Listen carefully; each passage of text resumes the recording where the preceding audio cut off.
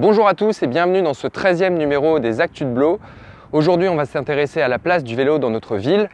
Quelle importance la ville accorde-t-elle aux cyclistes? C'est le 13e numéro de ces Actus de Blo. Jingle.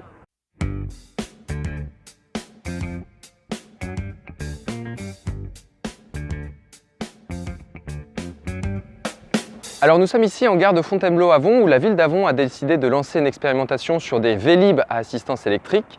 Comme vous le voyez, le succès est en rendez-vous puisqu'au moment où nous tournons ces images, il n'y a plus un seul Vélib de disponible. La ville de Fontainebleau, à qui la proposition a été faite dès octobre 2017, a refusé de s'y associer sans donner de motifs réellement valables.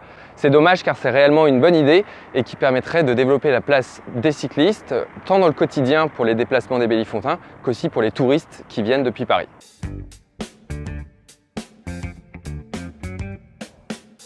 Pour développer la place du vélo sur notre territoire, on fait 3 propositions.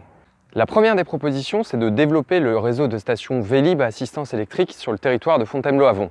Ici, on est à la place Carnot, qui est la deuxième station qui existe à Avon après celle de la gare. Nous, on pense qu'il faut également développer des stations dans le centre-ville de Fontainebleau, à la place de l'Étape, également à proximité de la mairie, à proximité du château, à proximité de l'INSEAD sur le parking de la Faisanderie ou encore à proximité de l'hôpital. Ces stations-là permettraient vraiment de mailler toute notre agglomération. La seconde proposition, c'est de sécuriser les contresens cyclables qui existent à Fontainebleau. Certains d'entre eux sont particulièrement accidentogènes et dangereux et des aménagements sont nécessaires, on les fera. Et puis aussi, on pourrait créer des réseaux de pistes cyclables dédiés, donc cette fois-ci en site propre, en particulier sur les boulevards extérieurs et sur l'avenue Franklin-Roosevelt qui relie le centre-ville de Fontainebleau et la gare. La troisième proposition, c'est de dessiner un réseau de pistes cyclables à l'échelle de l'agglomération. Au niveau national comme au niveau local, le vélo revient à la mode, c'est le moment d'en profiter et des fonds à l'ADEME sont disponibles pour aménager ce réseau de pistes cyclables. Ici, par exemple, on se trouve sur l'Eurovéloroute qui relie le nord de la Norvège à Saint-Jacques-de-Compostelle. C'est une formidable opportunité touristique avec demain l'aménagement d'une piste cyclable sur le pont de Valvin situé derrière nous.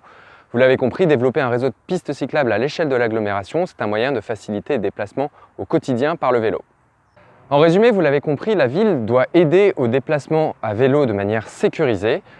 Le vélo doit devenir non seulement un outil de déplacement quotidien, mais également un outil de développement touristique pour notre territoire. Merci de nous avoir suivis et à très bientôt pour un nouveau numéro des Actus de Blo. Merci.